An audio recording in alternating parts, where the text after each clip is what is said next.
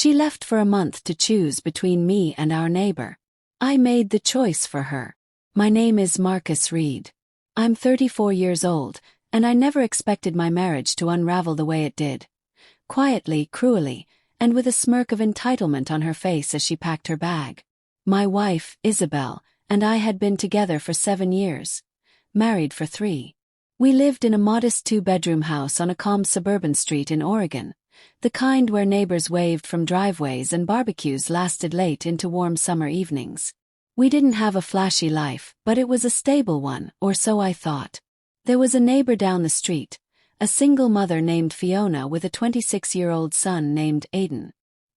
He was one of those guys who always seemed too charming for his own good. Tall, muscular, still figuring life out. I'd see him helping his mom mow the lawn, chatting up folks on the block. Occasionally, I noticed Isabel talking to him over the fence or out on the driveway. Nothing scandalous, just casual, I assumed. Looking back, I realize how blind I was to the signs. One Saturday morning, I came into the kitchen expecting pancakes. Instead, I found Isabel sitting at the table, her hands wrapped tightly around a coffee mug, knuckles white. She didn't meet my eyes. "Marcus," she said, her voice barely above a whisper, "I need to tell you something.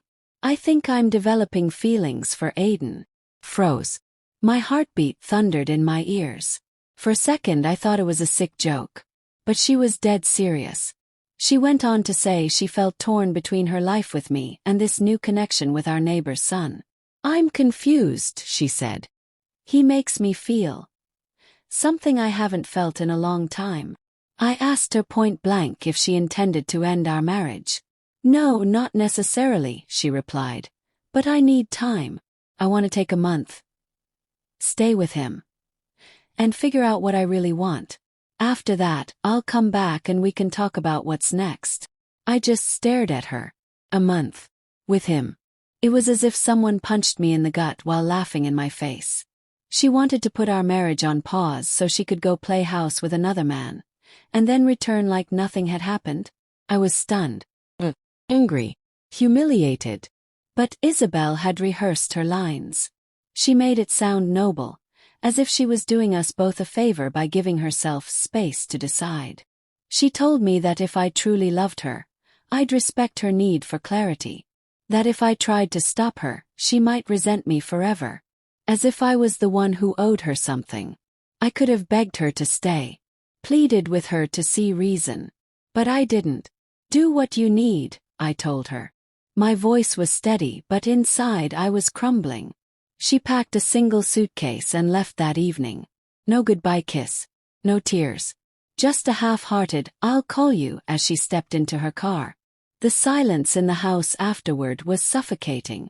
I couldn't eat. I couldn't sleep. I tried pouring myself into work, hitting the gym, reconnecting with old friends. But none of it distracted me from the fact that my wife had chosen to leave and explore a fling with someone barely out of college. Worse yet, neighbors started whispering. Word spread fast. I heard she was seen with Aiden at restaurants, at the lake, even grocery shopping like a couple. Laughing. Holding hands. Living openly. As if I didn't exist. Mutual friends began asking me why I was allowing it. As if I was complicit in my own humiliation. My father, God bless him, finally gave me the clarity I needed. "She doesn't need a month to know if she loves you, son," he said. "Don't let her turn your life into a game. You have a choice too." That line hit me like a freight train. Had a choice. And I chose. I contacted a divorce attorney the very next day. I laid out everything. The timeline, her confession, the affair.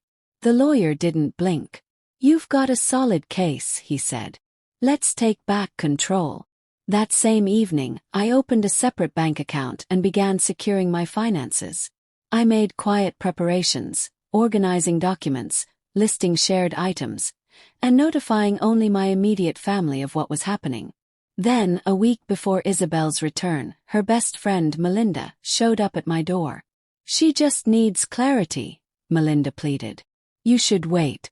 This isn't betrayal, it's confusion." "No," I said calmly.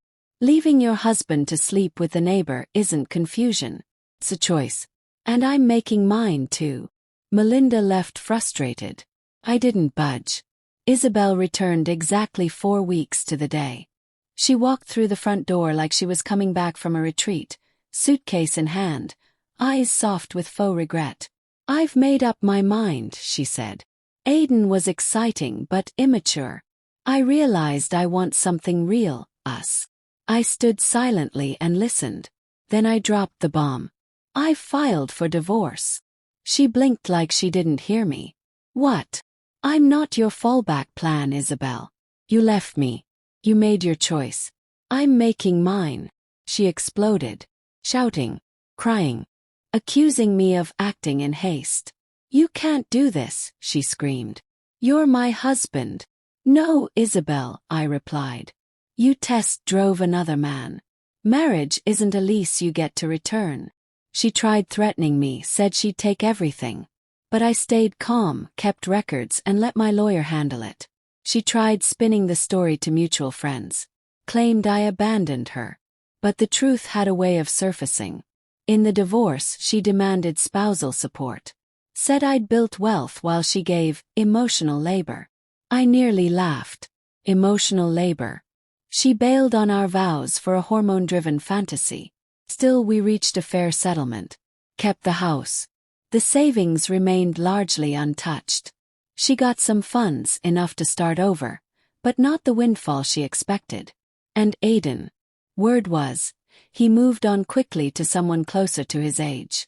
Isabel, left behind, tried groveling one last time through texts, memories, and empty apologies. I responded only once. You made your choice. I'm following through with mine. The day of our final court hearing, she approached me in the hallway.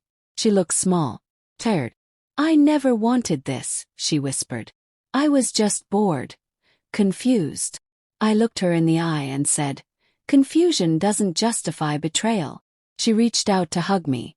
I stepped back. We're done. And that was that.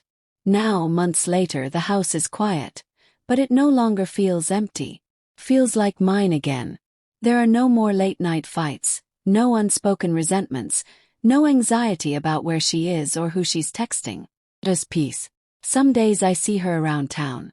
She avoids eye contact.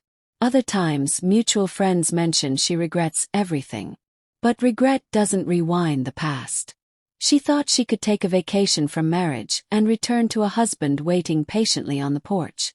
Instead, she came home to a locked door, a filed divorce, and a man who finally realized his worth. I'm nobody's second choice. And I never will be again.